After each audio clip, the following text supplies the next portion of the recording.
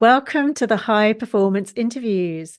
Today I am joined by Gillian Shields, all the way from Toronto in Canada. Hi, Gillian. Hi, so nice to see you and so nice to be here. It's so great to see you again. We've done an interview once before, but it was so long ago, right?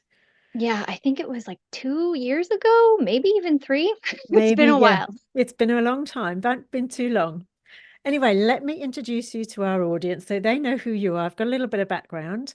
So, Gillian is an author and mentor for leadership and relationships, and she specializes in creating personal growth, success, and freedom after difficult relationships and endings, combining psychology and spirituality.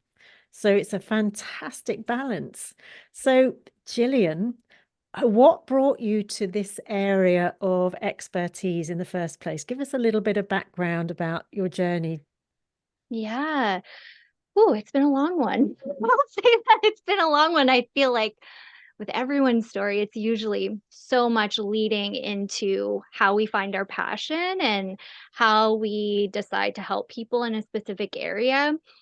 So for me, it started honestly since childhood.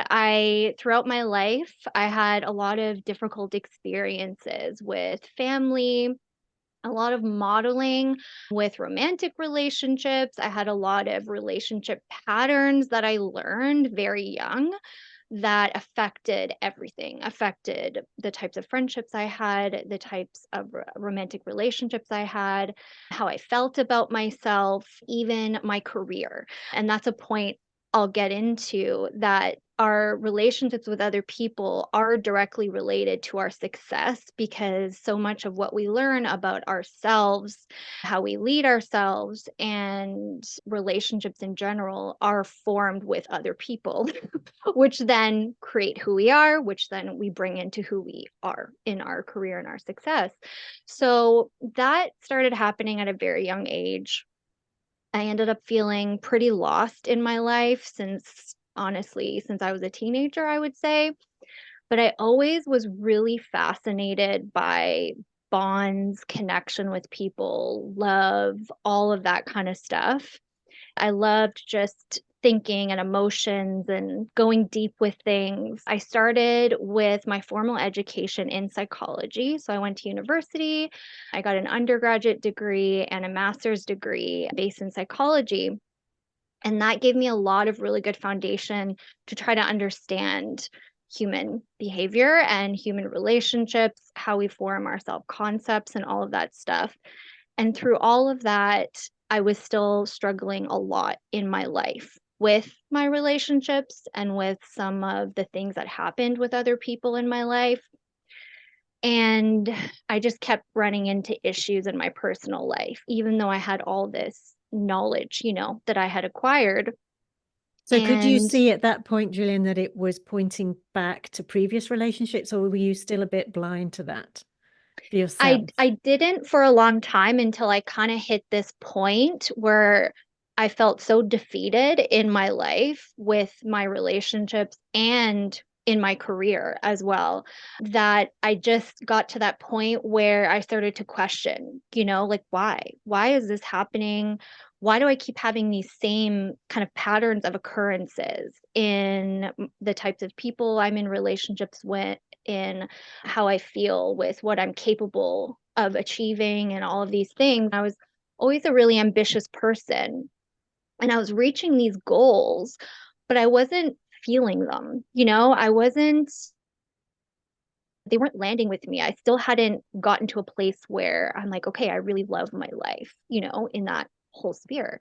So then I just started developing this awareness and questioning, why and really developing this personal awareness and taking responsibility for what I was feeling and what I was going through with relationships and the success I was trying to create. And actually, for the longest time, I wanted to be a therapist. That was like my dream since I was in high school. I was like, I'm going to be a therapist. I wanted to help people in relationships and family relationships and couples relationships.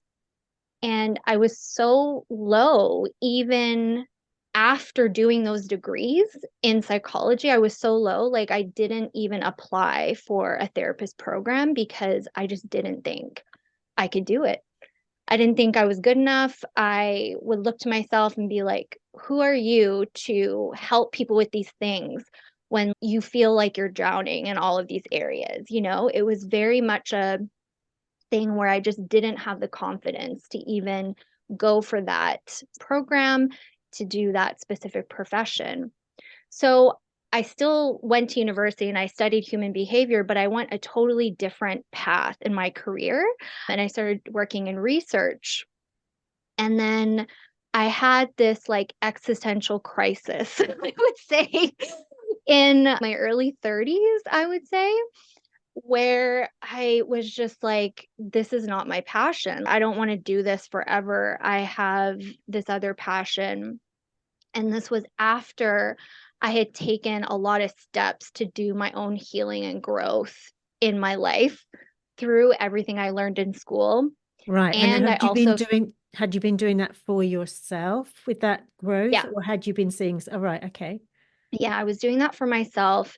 And then I also started dipping into soul spirituality. So, not necessarily religious things, but really looking at us as being humans with a soul, with an energetic being, and universal love, universal energies. I call that God myself. So, like, it was really going down that path of realizing that what I had learned from the human mind and emotional part of psychology, it just didn't seem fully enough for me. Like there was Hmm. still something where it's like I still couldn't trust that things would change. There was this part of me that I felt like was not being seen and not being used really for That was still the hidden in you, inside you. Exactly, exactly. So then I started really studying soul spirituality, and I did that through reading a lot of books and really just letting myself be led by what felt true for me and what felt good and what felt like, yes, this totally makes sense to me. So that's when I started looking at learning different spiritual principles and tools to reach transformation and, reach dream level goals. And it's really when I did all of that that things just totally changed in my life, like totally changed. Give And us yeah, give us some give us some specific advantage, examples, because I'm sure our audience has been to that place, or it is maybe even sitting in that place at the moment thinking there's something missing, there's a missing piece, or there's something I'm not pulling out of me. So tell us what that if you can now share with us what that missing piece was for you, and perhaps what that became and how that transition happened. yeah, you mean on the spiritual level? Yeah. Yeah, it was more like I had done all of these principles about, okay, changing my mindset, working on my emotional intelligence, like seeing myself differently, doing like self-love actions, that kind of stuff, like very much on that side of working with who we're being as a human being, right? And then there was still this part where I just had a feeling like it wasn't looking at the whole picture. Okay. So it was really like that wasn't giving me the results. What Mm. ended up giving me the results was then working with the soul level. So the perspective of my soul. Why am I even experiencing these difficult things? What's in it for my soul? What is the actual purpose of this?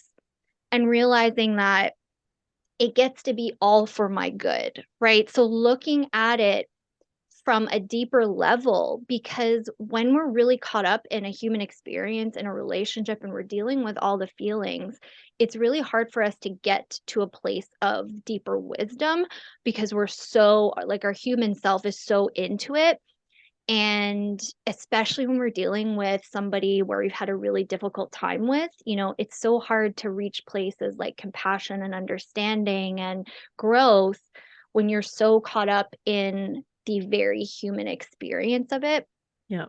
So I found that by accessing a deeper perspective of really benefit and high service for myself and the collective consciousness and other people involved, that is what really enabled me to get to this place of peace and enabled me to move forward in my life and go on to actually create the success that I wanted in my relationships and in my career.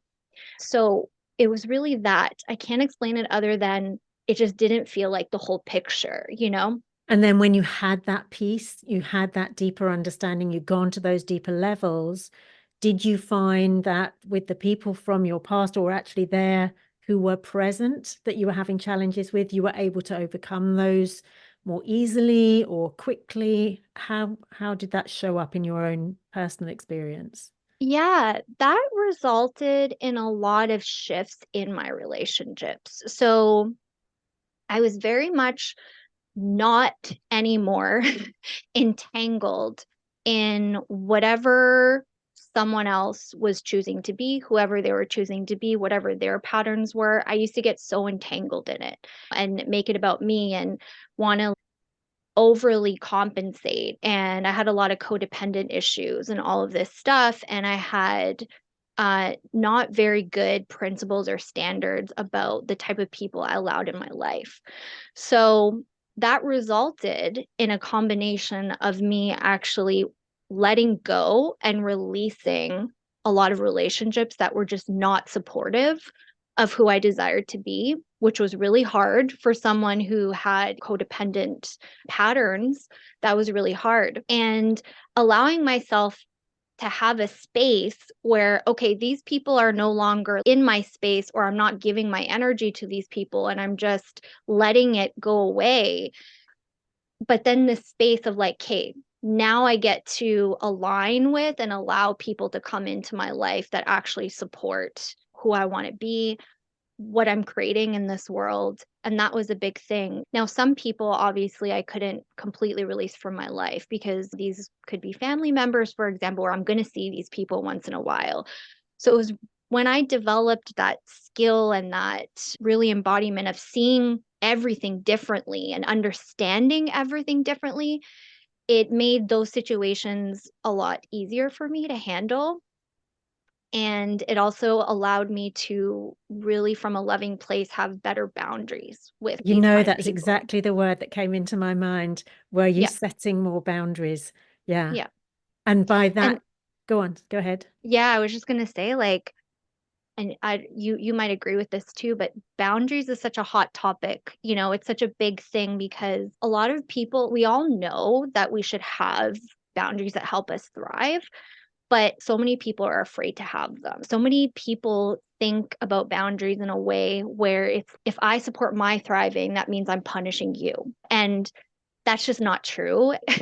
And I felt that way for such a long time, which made it really difficult for me to have boundaries and feel good about it, which just didn't result in anything productive. So a lot of that work was, again, going deeper into the whole psychology behind boundaries and supporting the self, but also from a soul perspective, so that I could get to a place where I could feel good about it within myself to support my thriving, but that it didn't also need to mean that everyone else is losing. So that was work I did as well, and what I do a lot with people in my mentorship and in my upcoming books, actually, which are going to be coming out this year. So Yeah, well, we'll have to dive deeper into those. yeah. So fantastic. So boundaries and making it comfortable within yourself, I think is the very first thing. Because I know when I coach people, it is they put it out there and they think in their head it's going to be a bad thing or it's rude or it's not thoughtful if they've got those boundaries, but it's totally the other way around. And Mm-hmm. people respect people with boundaries. If you hear somebody saying, and again, you may well agree with this, Gillian, is that if you hear somebody saying, sorry, that's not going to work for me, you respect them because Mm-hmm. they've said no in a nice way. They've set the level of where the cutoff point is, and you go, okay, that's fine. And you Mm-hmm. respect that person. Whereas if they're going, oh, yes, I'll do that. Yes, I'll do that. Yes, I'll do whatever you say. You, it doesn't mean anything at all after a while if you're just that yes person trying or people pleaser, I think, and is another way to say it, right? Yeah. Yep. And Yeah, that definitely. nowhere to live, is it? It's not a good way to live. Yeah, and I'll take that a step further where so I actually see and that there's two kind of people in this world. There's the people that look at people with boundaries and are like, "Oh, I respect you," or "I understand," and that might inspire me to have boundaries. But there's also a very real experience of people not accepting your boundaries. This is actually work that I do with people is like, great, what about if you meet boundary resistance from other people? Because a lot of people won't accept your boundaries. They might lash out, they might attack you, they might make you out to be a bad person. All of that has happened to me. What do you do then? What do you do in that situation? There's so much inner work that is available to you in that situation so you don't crumble and you see it from a totally different place where even if no one changes, even if they don't like it, how do you move up on and how do you walk forward in you thriving in your life, in whatever you desire in your relationship life and in whatever you're creating, your career, your prosperity, all of that kind of stuff. This is really, really important. Very, very true. Yeah, there's always another level. There's Mm-hmm. always another level to go deeper, and holding on that and walking away with, I still know I'm in the right place. I've got these effective boundaries, and if you're not going to, because that you're so right, people will push those boundaries if they don't like it, especially if you've already taught them to treat you one way, and you're going, oh no, well, it's this way now. I don't Yeah. allow that anymore. Then they Yep. won't like it. It's a bit like somebody losing weight and the husband doesn't like it because now the woman is attractive to other men, Mm-hmm. maybe, right? Mm-hmm. So you have to learn to deal with that side of things as well. Other issues come up. There's always Yeah. other issues coming up. Yeah, and sometimes we're just in the interaction or the involvement we're having, like the person that person is someone who just does resist boundaries, someone who doesn't have boundaries themselves or hasn't done their own healing and growth within themselves about what boundaries mean. Because what's really happening with a boundary resistor is they're taking your choice and they're making it about them. They're making it mean something about them, not you. So that's the thing. People who have a pattern of doing that are going to typically be people who are boundary resistors, right? Mm, mm. So it's really important that we know how to effectively handle those situations and we stay unwavered in ourself. Um, and again, it's not about coming from a hard place. It's like really getting to a different place with this with yourself, seeing it differently, seeing it for you, seeing it actually for high service, even when you are dealing with a boundary resistor. Mm. That's the big thing. Yeah, fantastic. Okay. Mhm. So you've gotten, and because I know you've written books before, you said you just about got one to come out at this point in time. So you've gone from transitioning into your coaching and being an author. And so how do you find, because I know that you're married as well, right? How do you find that you separate the time between your work, which I know you're very passionate about, and writing takes up a lot of time. How do you separate that from your family and relationship time, your personal relationship time? Yeah, that's a great question. And I think it's really important. And one of the things that's actually required to actually be an ambitious person and reach your personal fulfillment goals in your career, in anything, money, whatever it is you have to do a few things. And I want to share this is what I do as a person who is in that spot with, of course, lots of other things going on in my life, my marriage and friends and other priorities that matter to me. Is the first thing is we really have to make space for our passion in our life, and this can be hard for some people because they are just like, okay, I have all these obligations, but they're not being efficient with their time and their energy and their presence, right? If you have a goal and you have all these other obligations, relationships and stuff, you really have to make space for your passion in your life. So for me, that's really about being diligent with my time and very intentional with my time. So I notice that if I don't give to myself and my passion first, before I go into work, before I be something present with my husband or whatever it is, it just doesn't feel good to me because I have such a desire for this and I have such a passion. Obviously, I'm passionate about my relationship as well, but really allowing myself that space to give to my passion. And we can do that. But so many times we're filling our time with things that don't actually give to our thriving and don't actually give to our dream that we're desiring to create. Yeah. So being super intentional and making space for your dream in your life is super important, and you can do it. Really looking at how are you spending your time? Are you scrolling on social media, without actually working? Are you watching TV? A lot of the times, like, what could you accomplish if you fill in that hour with doing something that feels good to you? And then it doesn't mean you have to take away from all of your other relationships. And in fact, if we're trying to multitask things in the same slots, we're less present and we're actually giving less love and less of ourselves to those people, right? Yeah. So when you're present with your passion, you can be present in your marriage and in your other relationships. Definitely. And that is where that high performance comes in. That's absolutely where it comes in, so that with intention what you're doing. When you're doing it, you just focus on that one thing, no multitasking.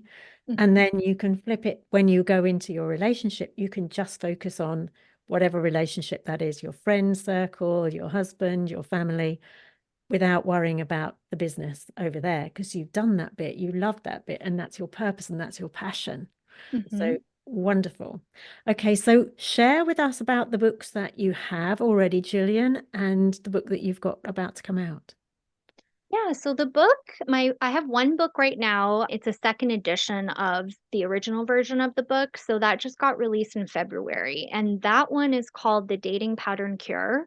This is a book to help you harness your natural gifts to transform your love life. So this book is really for people who are looking for a really fulfilling love relationship, and the book teaches you how to recognize your relationship patterns and how do you actually change and transform so you can allow yourself to have the relationship that you really want.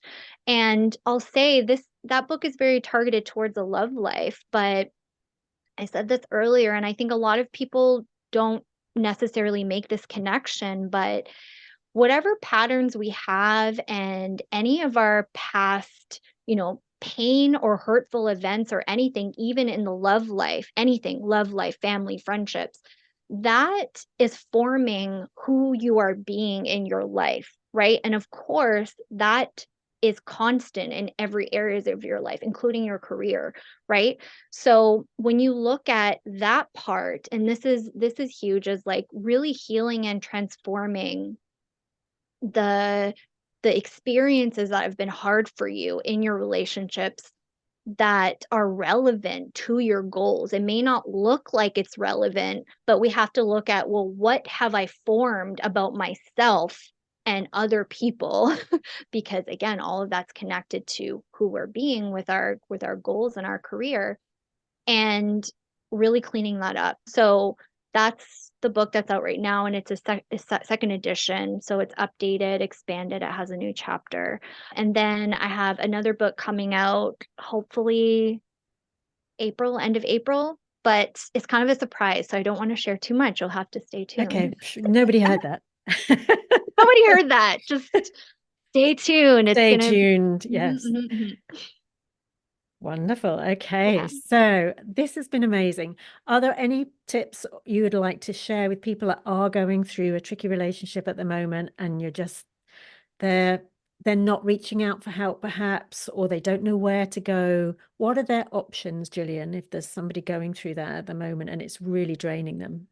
Yeah, I think the most common thing I see when we are experiencing difficult relationships, or if we just have touch points with a person where there's not understanding, there's not personal growth on their part, the thing that we tend to do is take our passion and our vision and still go to that person or that space about that. Okay. So we might look for validation. We might look for support. We might have these expectations that because they're our mother, our father, our brother, our partner, our boyfriend, our girlfriend, our best friend, that these people are supposed to be supporting us. They're supposed to be understanding our vision. They're supposed to believe in our vision, right?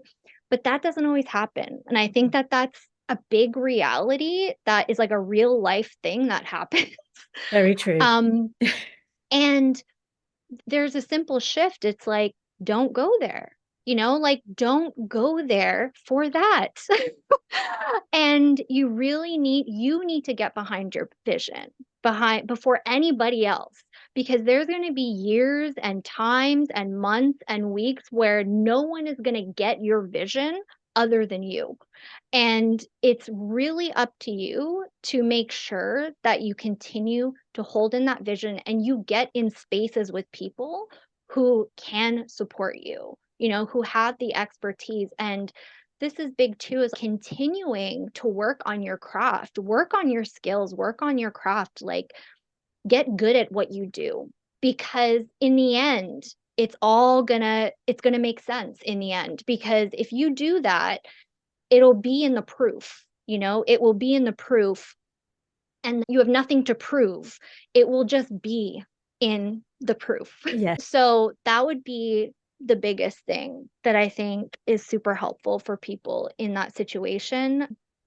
And working on your fears. There's so much fears that come up that if this person doesn't understand my vision, if they don't support me in the way that I desire, it means we're going to have relationship loss, or there's going to be all those things. And working on your fears to know that whatever happens, as long as you're doing your part, you are, for me anyways, this is what I believe, accessing the truth of your soul, working with the love of the universe and your soul. It's like we have to trust and believe that the path that will be led to will be for our highest good, no matter what that outcome looks like. Yeah. Like this is big power. Yeah. Yeah. If that relationship gets released, then that's part of the bigger plan. And it might not. It might lead to greater understanding. Like I've had experiences like that where sometimes it does get released. And then sometimes that friction creates like a greater understanding of each other. It creates a greater commitment to each other. And it comes down to not so much what you can control, Mm. but what are you doing for yourself? And then the outcome is going to be evident to you because the person is going to show you who they are through all of that. Yes. Right. Yes, because you're being your most authentic self by being true to yourself. And then they see that, and the relationship then either comes together closer or Exactly. levels up, or like we say, it releases and that person goes off to wherever. Hmm. Wonderful. So if somebody wanted to work with you, Gillian, do you do online? Is it one-to-one? Do you do courses? Do you work in groups? And there will be in the description all of the things that Gillian's about to tell you as well. Yeah. So, right, I'm focusing on my books right now. So, there's that resource. And I do private coaching, but I do it with very small number of people per year. So, it's one to one. I don't do any group things. And then I have various levels and packages with private coaching that I do. And my private coaching is specifically for ambitious individuals who have gone through difficult relationships and are just feeling like it's just, you know. you know, doesn't feel good.